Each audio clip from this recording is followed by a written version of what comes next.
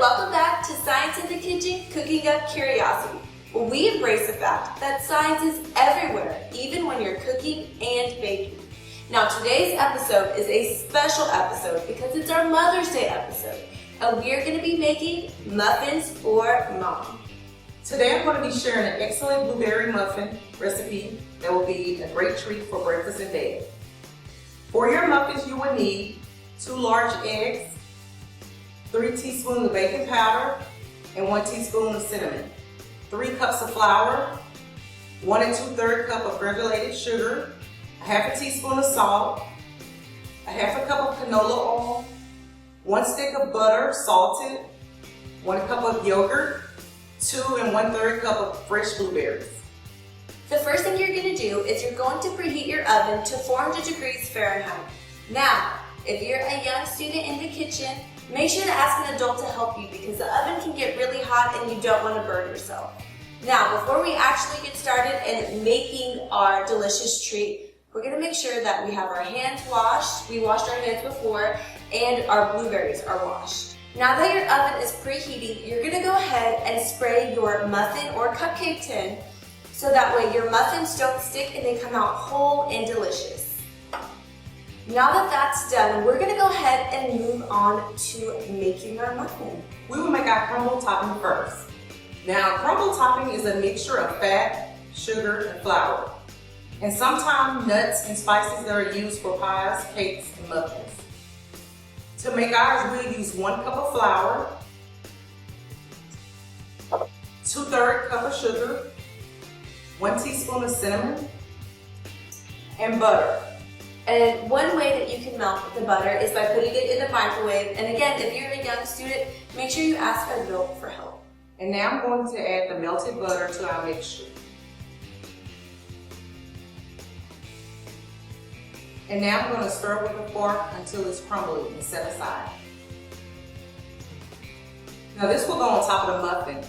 Now this is my favorite part of the muffin because it sets your muffin with the crumble on top aside from other muffins because it gives it that nice little, almost a crunch with the fluffy muffin on the bottom, and it's perfect. Now that we have the crumble topping made, I'm going to go ahead and start on the muffin batter. So Renika, I'm going to ask you to switch places so I can be a little closer to the ingredients. Now in a large bowl, you're going to mix together 1 cup of sugar, 2 cups of flour, and your salt.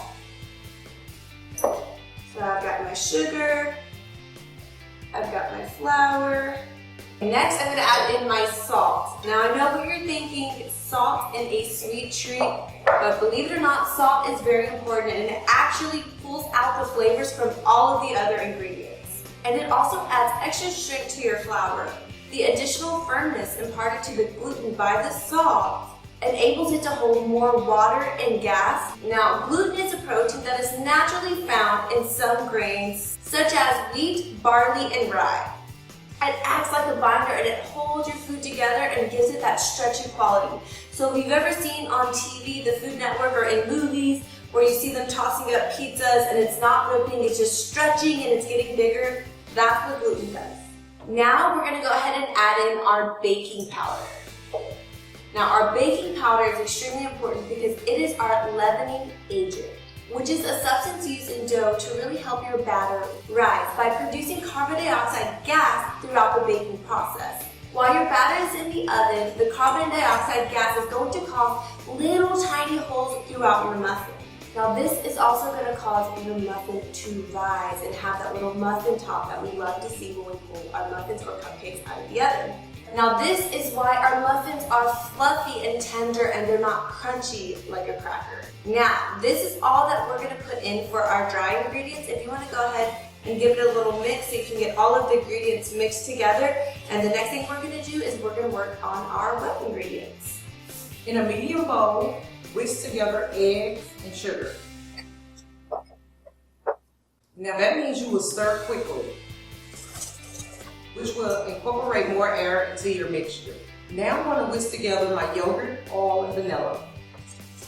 Your mixture should be pale and yellow. Now it's time to go ahead and take your wet ingredients and mix them into your dry ingredients.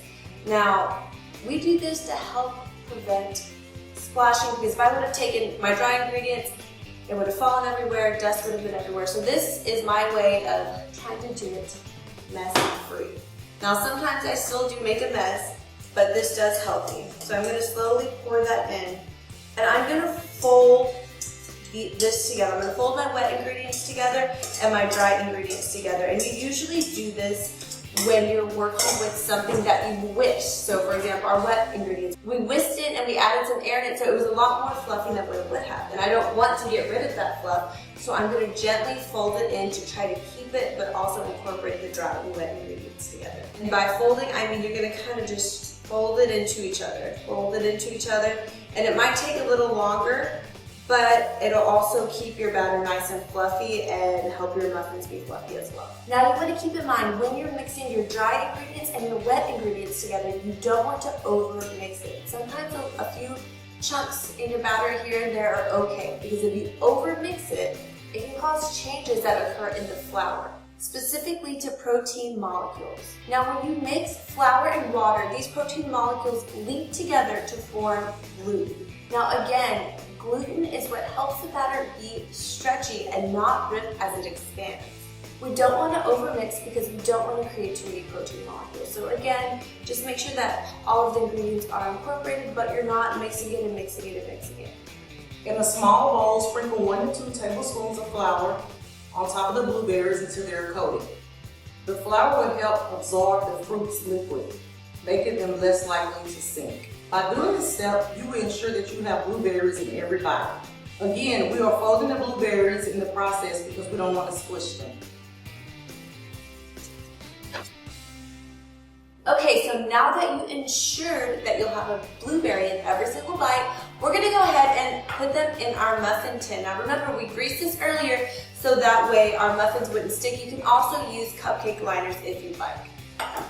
You're gonna fill the cupcake tins about 2/3 of the way up to leave room for your crumble and extra blueberries on top. Now when I do this, I usually like to do a small little measuring cup just to help me make sure that I have more control over where the batter goes, because usually when I try to pour it in, it goes everywhere and I make a big mess.